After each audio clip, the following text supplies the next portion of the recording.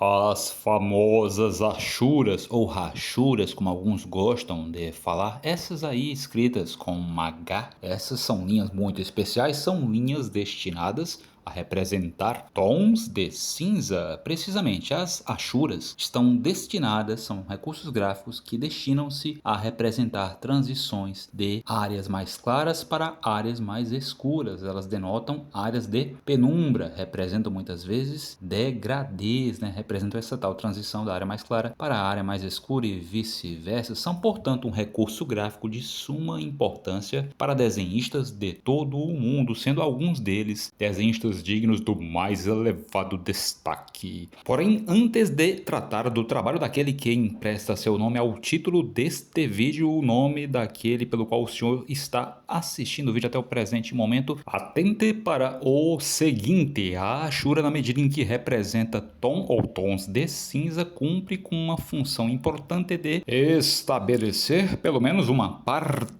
da iluminação do desenho. Observe o seguinte: o desenho ele é uma representação gráfica em uma superfície bidimensional. Geralmente ele é feito sobre uma superfície bidimensional, uma representação gráfica que visa caracterizar algo passível de ser observado no plano tridimensional, no plano 3D. A iluminação é um dos recursos de representação da tridimensionalidade mais importantes para o desenhista, somado também a recursos de perspectiva e vários outros. Observe que aquele que domina o recurso da iluminação muito possivelmente será um desenhista eficiente, pelo menos de um ponto de vista estritamente técnico, ainda que não chegue a ser necessariamente um pré-requisito a muitos desenhistas que dispensam o recurso da iluminação, os recursos mais complexos, e ainda assim, com recursos notadamente 2D, conseguem ser muito bem sucedidos na representação de suas figuras. Contudo, embora, porém, entretanto,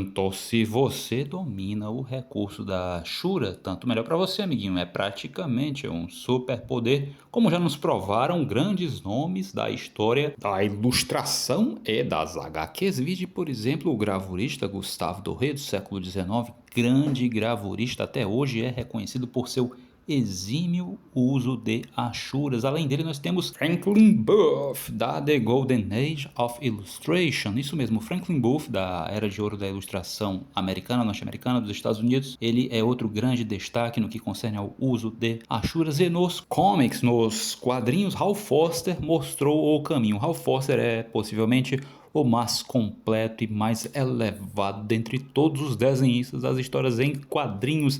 Apenas Alex Raymond consegue ser tão exaltado quanto Hal Foster. Nós, claro, prestamos o devido respeito aqui a Alex Raymond, mas reconhecemos Hal Foster como o grande nome das histórias em quadrinhos no que concerne ao desenho, especialmente o desenho, por mais que sua técnica de quadrinização e roteiro siga sendo insuficientemente exaltada e celebrada. Dito isso, observe, a completude do trabalho de Hal Foster impediu que qualquer um dos aspectos de sua obra destacasse-se de forma isolada por si só. Já no trabalho de Paolo Eleutério Serpieri, nós temos dois elementos em especiais que se sobressaem a outros. Nós temos o completo domínio da anatomia e temos também o uso das famosas achuras.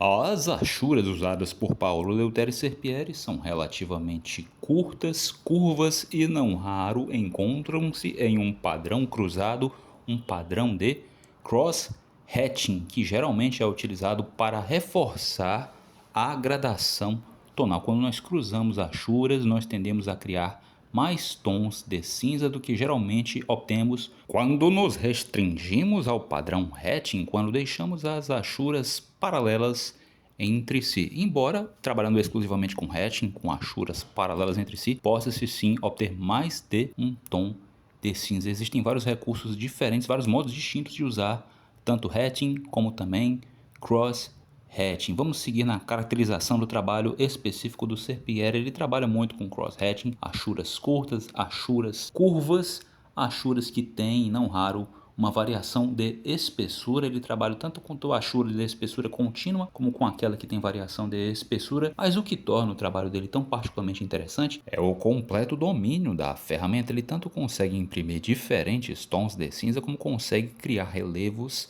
que estão em plena consonância com sua proposta anatômica. Os volumes anatômicos que ele deseja representar estão em perfeita sintonia com a disposição das achuras. Como ele é um mestre anatomista, acaba que existe uma retroalimentação entre o conteúdo de anatomia e o conteúdo de achuramento, achurado. Se você sabe o mínimo sobre sombreamento e desenho, você compreende que a função primordial da sombra, do contraste entre luz e sombra, é dar forma a um objeto. Não bastasse isso, esses tramados, esses padrões de linhas desempenham também uma importante função narrativa. Eles estabelecem ou contribuem para estabelecer um ambiente, um cenário. Observe que esses padrões de Ashura ora transmitem uma sensação de aspereza, ora de agressividade, de mistério. Eles preenchem boa parte dos painéis, interferindo inclusive no ritmo e distribuição do olhar do leitor. Exatamente, as achuras são um elemento gráfico